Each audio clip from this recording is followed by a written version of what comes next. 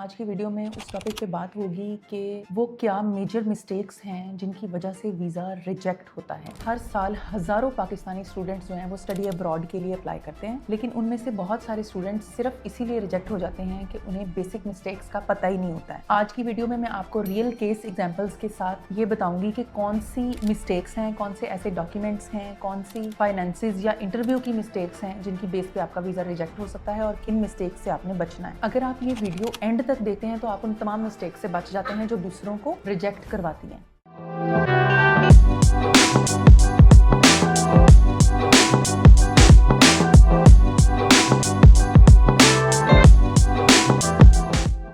सबसे पहले हम बात कर लेते हैं फाइनेंशियल मिस्टेक्स की। इसमें बैंक स्टेटमेंट की बात आती है। हमारे स्टूडेंट्स क्या करते हैं कि पहले अकाउंट में 1 रुपया भी नहीं होता, जीरो की बैंक स्टेटमेंट चल रही है, और जब वीज़ा फाइल करना है उससे 2-4 दिन या 1 हफ्ता पहले जो है वो अकाउंट में लाखों की सूरत में रुपए ट्रांसफर करवा लेते हैं। तो जब आपने पिछले 3 महीने या 6 महीने की बैंक स्टेटमेंट एम्बेसी को देनी है तो बैंक स्टेटमेंट ने ही खुद ब खुद ये बात बता देनी है कि आपके पास पहले क्या था और अब अचानक से इतनी अमाउंट आ गई है। तो एम्बेसी जाहिर सी बात है इस चीज को non genuine funds transfer consider करती है कि ये अचानक पहले पिछली हिस्ट्री में बिल्कुल ही जीरो और अचानक से इतने पैसे। इवन के कुछ कंट्रीज की जो एम्बेसीज हैं वो तो आपको लिख के भेजती हैं आपके अकाउंट में फलां तारीख से पहले इतने पाकिस्तानी रुपीस थे जो इतने यूरोस के इक्वल हैं, यानी 1 2 3 4 5 6 यूरोस के इक्वल हैं, और ये तो नॉन जेन्युइन फंड्स हैं आपके, ये आपके अपने फंड्स नहीं है। आपके अगर अपने फंड्स होते ये तो आपके पास पहले से भी इसकी कोई ना कोई रिफ्लेक्शन मौजूद होती। तो इस बात का आपने खास ख्याल रखना है कि जब आप वीजा अपना अप्लाई करें उससे पिछले 6 महीने की बैंक स्टेटमेंट स्ट्रांगली आपके स्टडी प्लान को, आपके अब्रॉड स्टडी प्लान को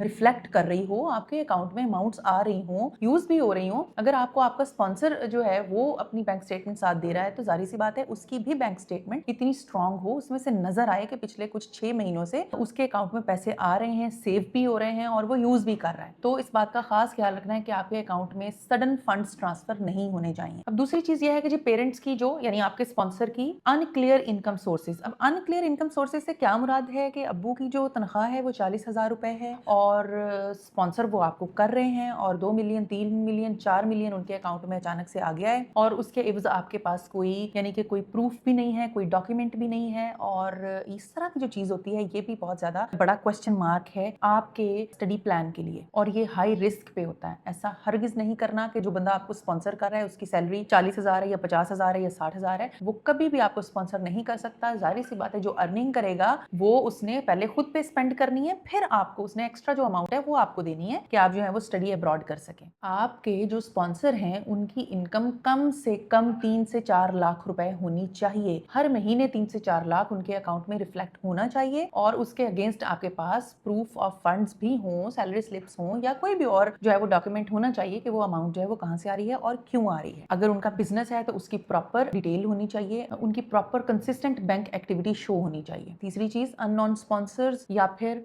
फेक स्पॉन्सरशिप से आपने बचना है। आपका किसी भी डॉक्यूमेंट या किसी भी चीज में आपके स्पॉन्सर के साथ कोई भी राब्ता या रब्त शो नहीं हो रहा और आप उस बंदे को अपना स्पॉन्सर डिक्लेयर कर रहे हो तो ऐसा भी पॉसिबल नहीं है। आपका वीजा सीधा सीधा रिजेक्ट होगा इस बेस पे कि आपने झूठ बोला है या आपने फॉल्स स्पॉन्सरशिप सर्टिफिकेट दिया है। विदाउट रिलेशन कोई भी आपको स्पॉन्सर नहीं कर सकता। जी, नेक्स्ट आ जाती है जी आपकी डॉक्यूमेंटेशन की मिस्टेक्स। डॉक्यूमेंट्स आपने बहुत एहतियात से यूज करने हैं। डॉक्यूमेंट्स के अंदर जो बेसिक इंफॉर्मेशन है, आपके नाम की स्पेलिंग, आपके फादर के नाम की स्पेलिंग्स, आपकी डेट ऑफ बर्थ, डॉक्यूमेंट की इशुएंस डेट जो होती है। बहुत से स्टूडेंट्स जो हैं वो उनकी ट्रांसक्रिप्ट्स मिसिंग होती हैं, अकेली डिग्री जो है उस पर अप्लाई कर देते हैं, या फिर डिग्री अटेस्टेड ही नहीं होती उस पर अप्लाई कर देते हैं, या मैट्रिक और एफएससी या एफएससी और बैचलर्स की जो डेट्स हैं, डिग्रीज की डेट्स हैं कि कब से स्टार्ट हुई, कब खत्म हुई, कब इशू हुई डिग्री, वो ओवरलैप कर रही होती हैं। कुछ बच्चे जाली डिग्रियां बनवा लेते हैं, तो वो इस चीज का खास ख्याल रखें कि इस तरह के काम मत करें, क्योंकि आपको कहीं ना कहीं से वो लोग पकड़ लेते हैं कि जी ये काम इन्होंने नॉन जेन्युइन किया हुआ। डेट्स भी ओवरलैप कर रही होती हैं। फेक सर्टिफिकेट्स आपने नहीं बनवाने, इमीडिएट बैन लग सकता है आपके ऊपर अगर ये उनको आइडिया हो गया कि आपका जो सर्टिफिकेट है वो फेक है। कुछ स्टूडेंट्स जो होते हैं वो फेक आइल्स डॉक्यूमेंट दे देते हैं। अगर उन्हें ये आइडिया हो गया कि ये डॉक्यूमेंट फेक है तो ऑब्वियसली आपका फ्यूचर खतरे में। नेक्स्ट है जी, अगर आप रॉन्ग स्टेटमेंट ऑफ पर्पस लिखते हो, उसके अंदर कोई सर है ना पैर है, कोई चीज शो ही नहीं हो रही कि जी आप क्यों जा रहे हो, क्या आपका पर्पस है, क्या आपकी गोल्स हैं, आप कॉपी पेस्ट एसओपी दे देते हैं गूगल से डाउनलोड करके, तो जाहिर है करें, आजकल आपको ह्यूमनाइज करना बहुत ज़रूरी है। अगर आपका डॉक्यूमेंट ह्यूमनाइज नहीं है, आपने खुद नहीं लिखा हुआ, तो आप उसकी बेस पे रिजेक्शन ही लेंगे। अगर आपके एकेडमिक गोल क्लियर नहीं है, आप उस कंट्री को चूज क्यों कर रहे हो, अगर आपने ये चीज़ वहां पर क्लियर मेंशन नहीं की या आपका करियर प्लान जो है वो मिसिंग है, तो भी आप प्रॉब्लम में हैं। आपको अपना एसओपी बहुत एहतियात से बनाना है। अगर आपने एसओपी अपने दूसरे स्टूडेंट से लेकर उसी के अंदर अपनी इन्फॉर्मेशन फिल करके यूनिवर्सिटी को दे दिया और यूनिवर्सिटी ने उसको आइडेंटिकल कंसीडर कर लिया किसी दूसरे एसओपी के साथ, किसी दूसरे स्टूडेंट के एसओपी के साथ, तो डेफिनेटली वो आपका फ्रॉड कंसीडर करेंगे। या एम्बेसी के पास भी चला गया तो भी एम्बेसी उसको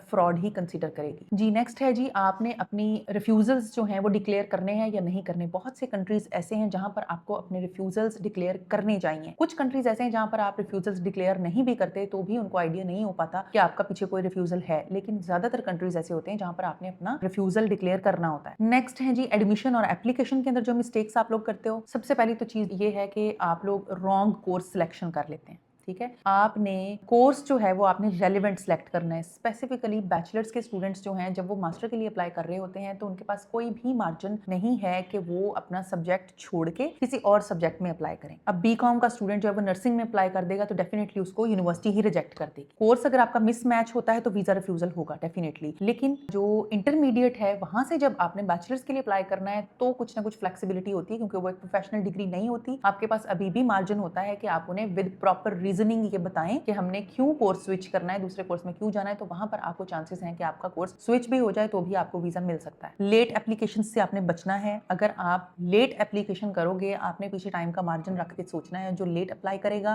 उसका डेफिनेटली सेमेस्टर डेफर होगा। कुछ कंट्रीज तो वीजा रिफ्यूज भी कर देते हैं। मिसाल के तौर पे डेडलाइन से 10 दिन पहले बच्चा अप्लाई कर रहा होता है, डेडलाइन से 5 दिन पहले बच्चा अप्लाई कर रहा होता है, तो कंट्री टू कंट्री वेरी करता है। कुछ स्टूडेंट्स जो हैं वो अगर बेल्जियम में अप्लाई करेंगे इतने दिन पहले तो उनको वीजा रिजेक्ट हो जाएगा। अब आपने अप्लाई करना है तो आपने यूनिवर्सिटी को चेक करना है कि उसकी क्रेडिबिलिटी क्या है, क्या यूनिवर्सिटी इस लेवल की है, क्या वहां पे जाके एज एन इंटरनेशनल स्टूडेंट जो है वो एक अच्छी तालीम हासिल कर सको। एम्बेसी ने ये भी आइडिया करना होता है कि आपने एडमिशन किस यूनिवर्सिटी में लिया हुआ है। क्या वो कोई प्राइवेट थका सा कॉलेज है जिसका किसी को कुछ पता ही नहीं है, या कोई ऐसी यूनिवर्सिटी है जो हर किसी को ही ऑफर लेटर दे रही है, और कोई ऐसी यूनिवर्सिटी है जिसका वीजा रेट बहुत ही कम है। तो डिपेंड करता है आपके ऊपर और आपके कंसल्टेंट पे कि वो आपको क्या ऑप्शन दे रहा है। आपने अपने कंसल्टेंट पर रिलाई जरूर करना है, आपने उसके एक्सपीरियंस का फायदा जरूर उठाना है। आपने पूछना है कि वो कहाँ आपको ज्यादा प्रॉपरली उनका जो है वो वीजाज लगते हैं, वो कहाँ आपको प्रॉपरली जो है वो एडमिशन दिलवा सकता है। तो आपने खुद भी जाहिर है होमवर्क कीजिए, लेकिन उसके एक्सपीरियंस का भी फायदा जरूर उठाइए और अच्छी यूनिवर्सिटी चूज करें। फीस जो है वो थकी हुई यूनिवर्सिटी में कम देने की बजाय बेहतर है कि अच्छी यूनिवर्सिटी में ज्यादा फीस दे लो लेकिन वीजा की गारंटी हो, वरना वीजा ऑफिसर जो होता है वो डाउटफुल होता है कि ये कोई नॉर्मल सी कोई लो रैंक यूनिवर्सिटी में जा रहा है स्टूडेंट, और वो वीजा रिजेक्ट कर देते हैं। नेक्स्ट है जी visa interview mistakes. Visa interview आपने बड़ी मेच्योरिटी के साथ, बड़े बड़े कॉन्फिडेंट के साथ उसको देना होता है। बड़ा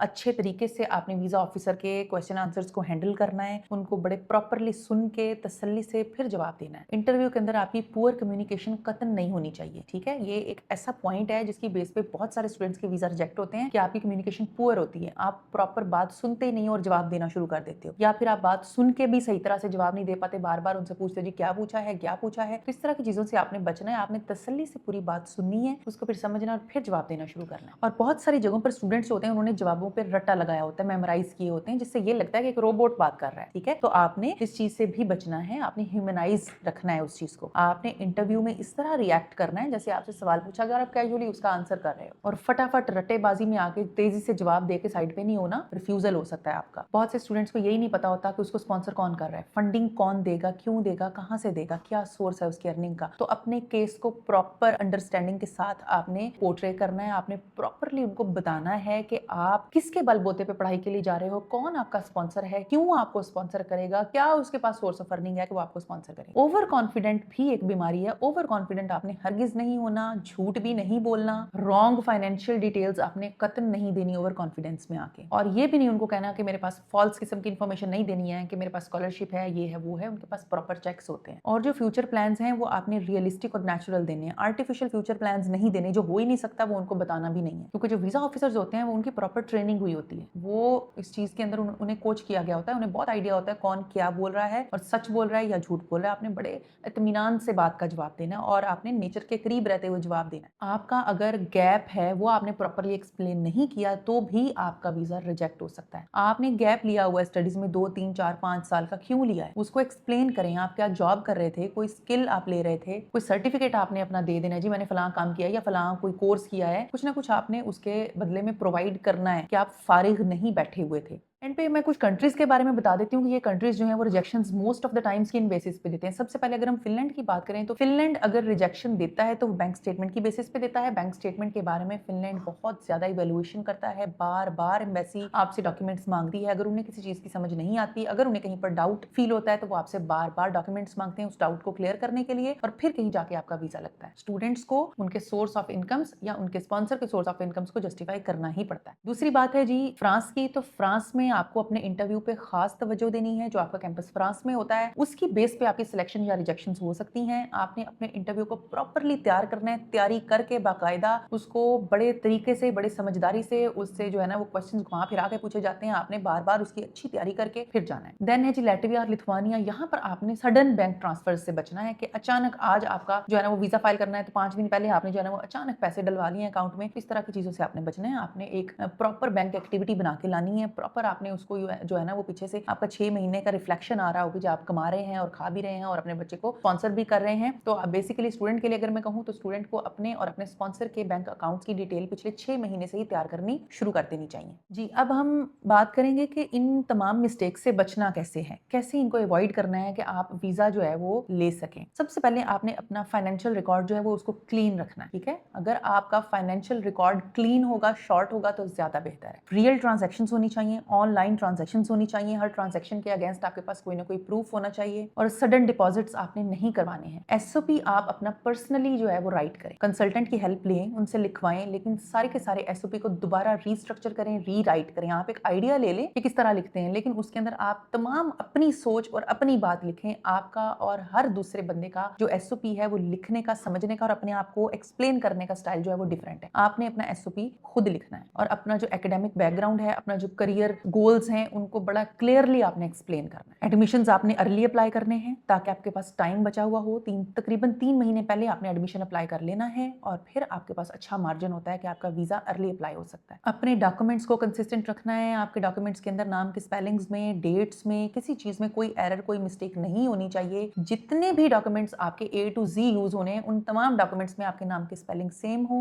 आपके फादर के नाम के स्पेलिंग सेम हो, आपकी बेसिक इन्फॉर्मेशन सेम होनी चाहिए, आपके एड्रेस, आपका जो है वो डेट्स, ये सब चीजें जो है वो क्लियर और करेक्ट होनी चाहिए। इंटरव्यू आपने प्रॉपरली कंडक्ट कराना है। आपने बार बार उसकी प्रैक्टिस करके आपने क्लियर कम्युनिकेशन करनी है, सॉफ्टली आपने बोलना है, नेचुरल रहना है। आर्टिफिशियल फैक्टर आपके इंटरव्यू में नहीं होना चाहिए, रट्टाबाजी रिफ्लेक्ट नहीं होनी चाहिए। आपको अपने कोर्स का, अपनी यूनिवर्सिटी का, अपने कंट्री जहां आप जा रहे हो और अपनी फंडिंग का नॉलेज होना चाहिए। 4 ऐसे पॉइंट हैं जिनको आपने बड़े ध्यान से क्लियरली इनके बारे में इंफॉर्मेशन लेके और स्टोर करके जाना है ताकि आपसे वो किसी भी तरह इनके बारे में कोई भी सवाल पूछ लें आप उसका जवाब देने के काबिल हों। आखिर में ये कहूंगी कि रिजेक्शन का जो रीजन होता है वो कोई एक सिंगल रीजन नहीं होता है। वो छोटी छोटी बहुत सारी मिस्टेक्स मिलकर एक जो है वो आपकी रिजेक्शन का हिस्सा बनती हैं। अगर आप इन तमाम पॉइंट्स को फॉलो करते हैं जो मैंने आपको एक्सप्लेन किए हैं तो उम्मीद है कि आपका जो वीजा है उसके रिजेक्शन के चांसेस बहुत ही कम हो जाएंगे। आपको रिफ्यूजल नहीं देखना पड़ेगा। टॉप 7 कंसल्टेंट से अपना केस करवाने के लिए दिए गए नंबर्स पर राब्ता करें और हमारी टीम से राब्ता करें। हमारी काउंसलर्स की टीम आपको सजेस्ट भी करेगी कहाँ अप्लाई करना चाहिए और आपको प्रॉपर गाइडलाइंस देकर आपको साइन अप करेगी, और फिर हमारी टीम जो एडमिशन टीम है वो आपका एडमिशन अप्लाई करके वीजा टीम आपका वीजा फाइल करेगी। Thank you so much.